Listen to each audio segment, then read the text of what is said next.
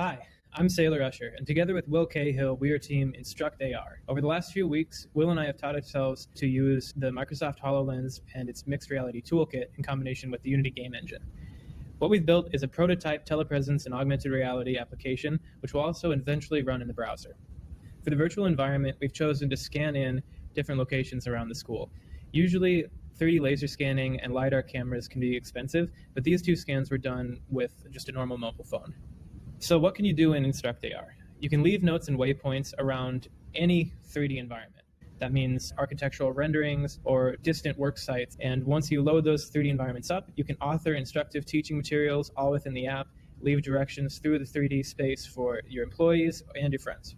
This all starts with our vision, which is to be able to load scans of 3D objects, display them in the browser and in the Microsoft Hololens, and then create and edit and save notes and paths so that you can create instructive experiences. And we want to be able to collaborate over the internet so that you can actually interact in real time. We were able to complete the features of loading scans of 3D objects to create and edit notes and paths. We'd like to eventually create a website where it's more of a platform for instructive experiences where people can go online, load in their scans of the real world, and annotate it with notes, and then create paths to create demos or training materials. So we're using Unity and the Microsoft HoloLens. The pros of both are for Unity, easily loading the new scans and 3D models, and I'm pretty proficient in C#, so it's comfortable.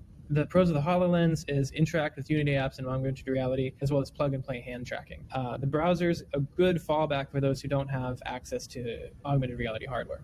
The cons of these systems is that baking a nav mesh to make a path through one of the scans is not performant during runtime. In some versions of Unity, it's not possible without downloading other packages. So our solution is to do our own custom implementation of the A-star pathfinding algorithm. Actually able to achieve real-time graph baking and pathfinding. We created a whole new graph implementation in C#, which bakes modularly, so adding a new node is a constant time operation. And while A-star runs, there's a step where you need to add a new node to the open set of nodes that might be the next best node to go to. Using a priority queue allows us to accomplish this step in O of 1 time.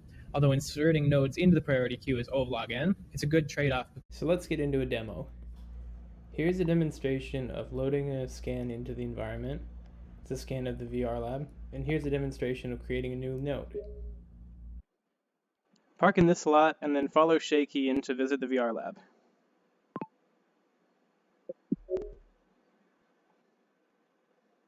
After the last demo, I've placed some nodes and I'll generate a path with A-star, then send it to our robotic friend Shaky so we can lead our guest inside. Thank you so much. It's a tremendous opportunity to be able to participate in A Roo at UMKC.